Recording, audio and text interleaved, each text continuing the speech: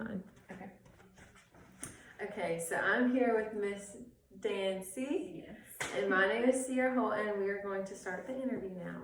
So the first question I have is, so what are your hours? Our office hours are from 7:30 until 4:30, so that is a daily Monday through Friday. However, being a sport director, you have to expect to work on weekends and some nights.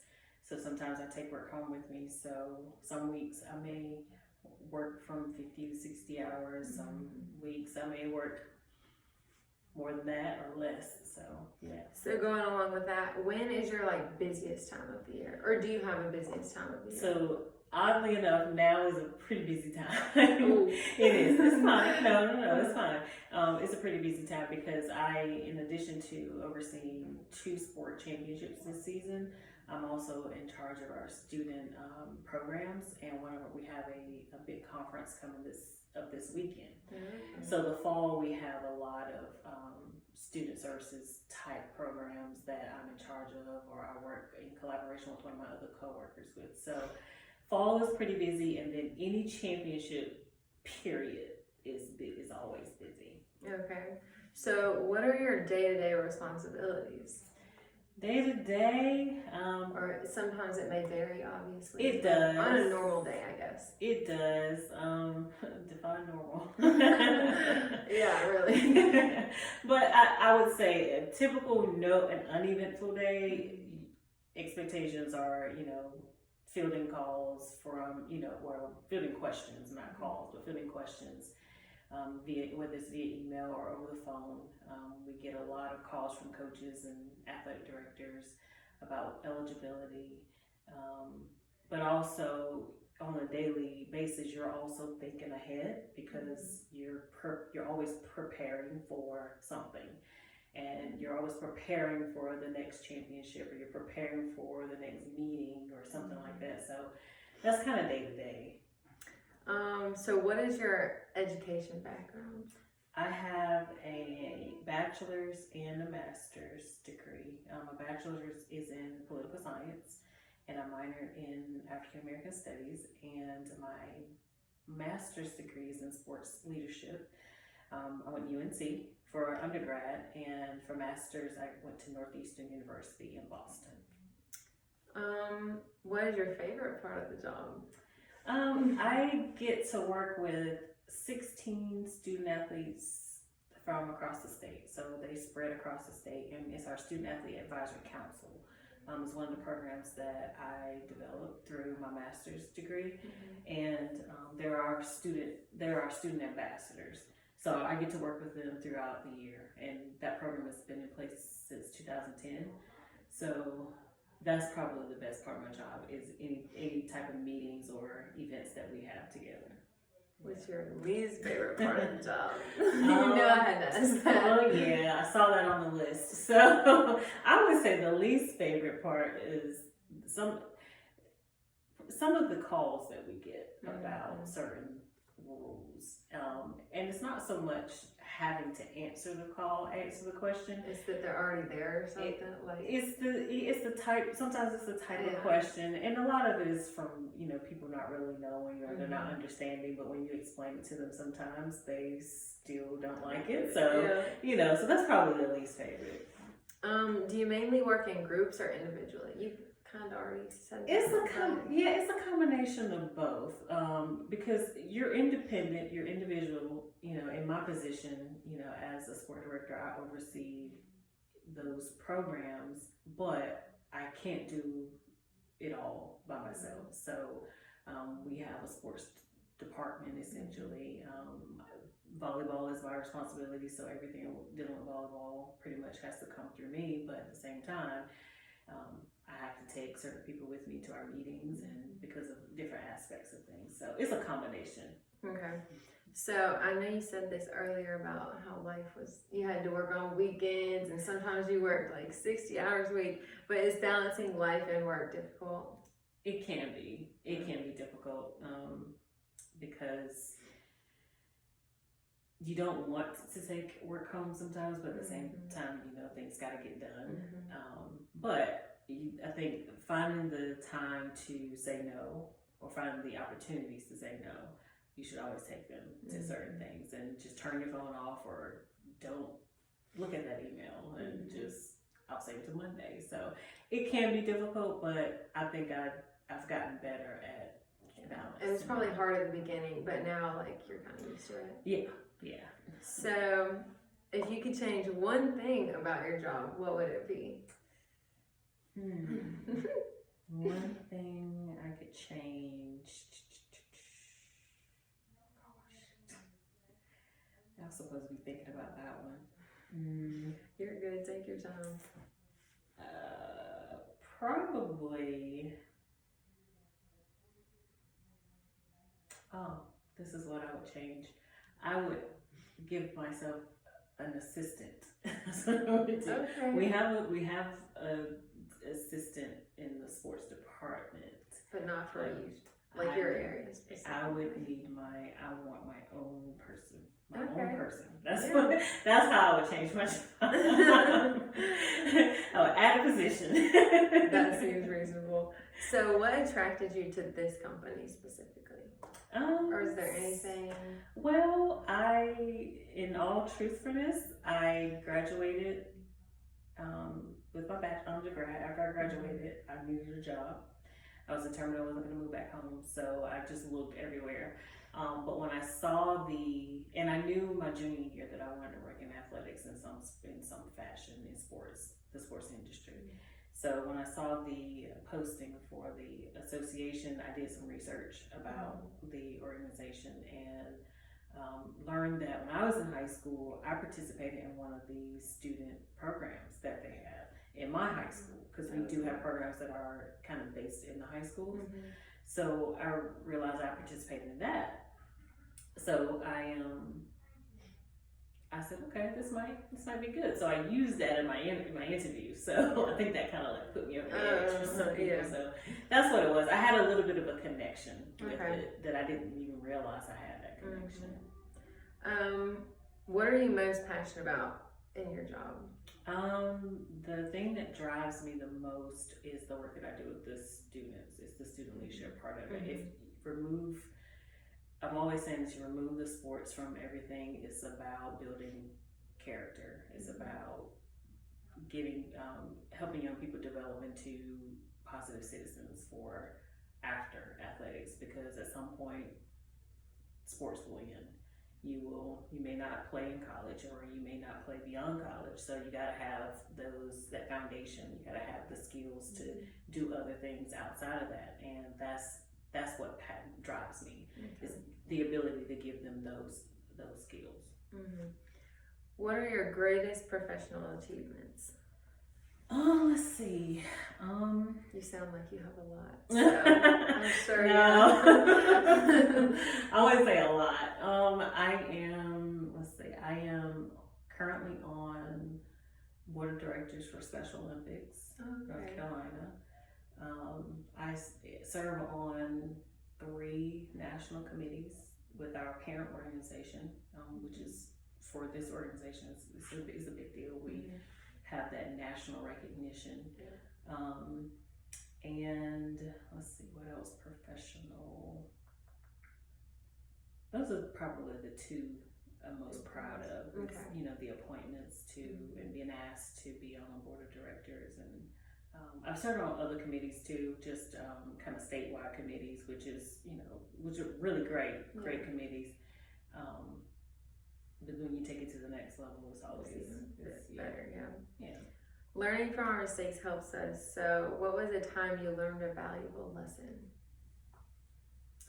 Does that have to be in my job, or just no, anything? Life in general. Life in general. Let's see, valuable lessons. So many. Make a lot of mistakes. The biggest thing is how to handle the mistakes. You want a specific, or just? How was it worded, the question? Learning from our mistakes helps us. What was a time you learned a valuable lesson?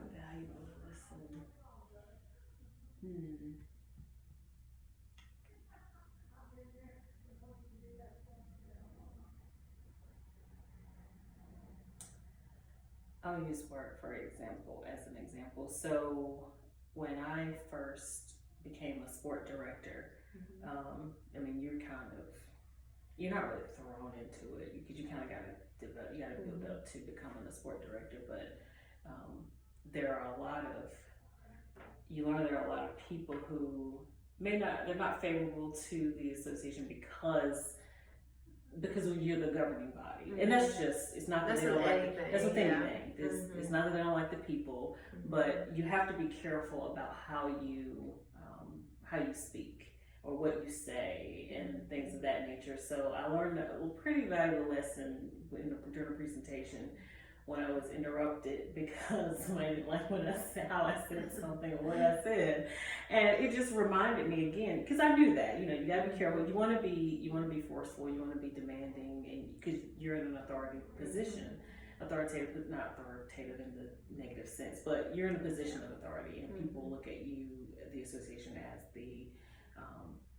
as the leader. So you gotta have that forcefulness in some regard, but first time out, they're like, oh, okay, I don't want to hear what you guys say. But for me, that was a lesson to, reflect and say, okay, what could I have done differently? How could I have said that in a way that that person didn't get offended, which I think half the room, probably 95% of the room was okay with it, but the other, it's always somebody. But because that happened, you just kind of, you gotta grow from it. But you also gotta know how to address them when there is an interruption. So I think it helped me with my public speaking and just how to deal with people. So I know you already also mentioned this too, but when did you know you wanted to work in athletics? I guess you could elaborate more on that. So I was, like I said, I was a poli-sci major, and I had ambitions to go to law school, and I still had those ambitions even after I graduated. But I had my junior year, I said, okay, I want to work in sports, but I want to be a sports lawyer. Well, I did research on like sports agency, well, not a sports lawyer, it was more so a sports agent. I did research on it, and I was like, I don't have that type of personality. I'm not cutthroat. I'm not, I'm just not that person. So I said, okay, well, I've gotten all this, I got excited about this whole sports thing, so let me just do something different, do a little bit more research, and that's kind of how I came to that. Yeah. I didn't want to change my major either, so I said I'll just find a job and I'll master it. Yeah. Did you have a mentor, and if so, who was it? Not initially. I didn't have a mentor initially. While I was in grad school, Miss Tucker, I employed her to be my mentor. I just asked her, I said, I just need a mentor to kind of help me stay focused on this, So I didn't initially, but I think because I've grown through the association, Miss Tucker, one of our former retired staff members, Carolyn Shannon House, she served as a huge person, just kind of role model. So I think between the two of them, they've been role models more so than mentors. Outside, I do have mentors in other aspects, but as far as work goes, they've been more like role models. Good. Okay. So now leaning more towards like your job experiences and like the company as a whole. So what experiences and skills does your company look for in like new hirees? Okay. So you have to be flexible. Obviously we want somebody who's smart, competent, all those good things, but you don't necessarily have to have a passion for sports, but understand that if you don't like sports at all, you're probably not going to like working here. You're not going to like the job, but really, being flexible and being willing to try new things. And we're kind of a young staff. A lot of the old heads, as we call them, they've retired, and we got a few old heads still here, but you need that history that for this type of organization. But we're in an ever-changing world, an ever-changing society. So we need someone with fresh ideas, and someone who can move and just be involved in a high-paced environment. Yeah, because we have our lulls sometimes, but when we're going, we're going. Yeah. Okay, so what does success look like here? Here, in your perspective, or overall? Overall, we always say this a lot. So here, if we get through a championship, that's success. Because it can be daunting sometimes.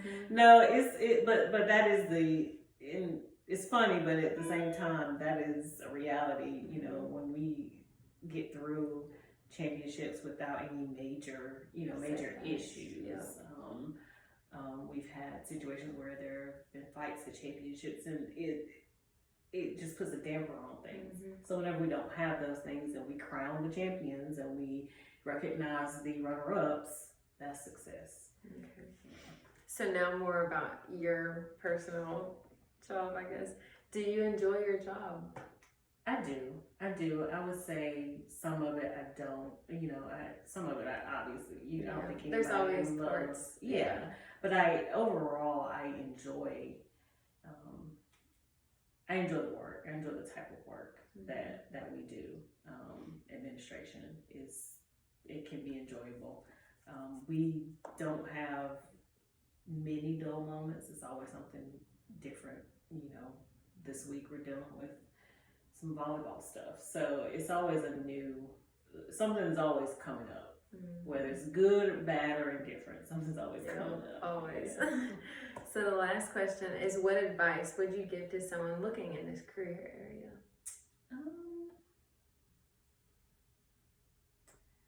I would say know exactly what you want to do first and foremost. Try to figure out what you want to do, but also if you don't know what you want to do,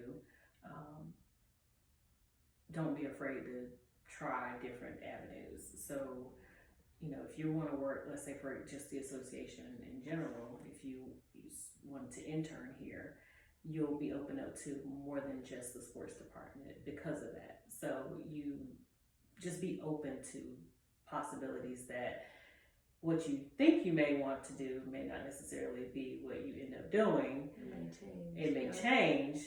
But if you have an idea of what you want to do, working in the sports industry, then it at least gives you kind of a step forward, an idea, just a path to start on. It gives you a path to start on.